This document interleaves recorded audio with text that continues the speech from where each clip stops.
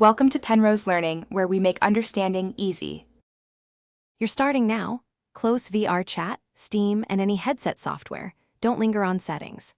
Check your GPU driver version and update if it's older than the current release. Drivers often fix crashes.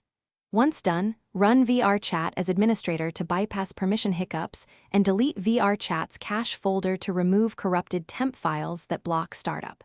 Make sure your headset is unplugged during driver reinstall, then reboot. These first actions remove the most common blockers quickly and reliably.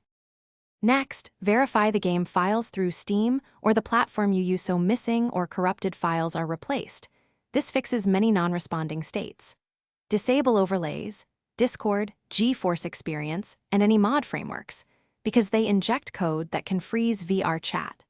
Then inspect the Windows Event Viewer and Vrchat player logs to identify faulting modules or DLLs.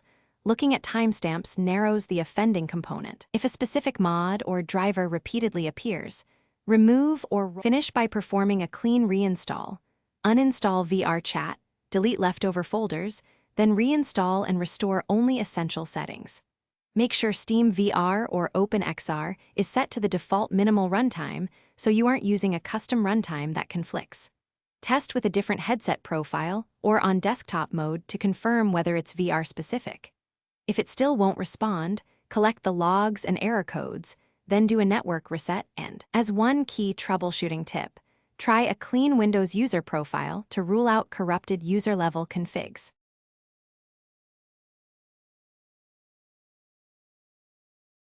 Thanks for watching. If this was helpful, leave a like and consider subscribing. See you next time.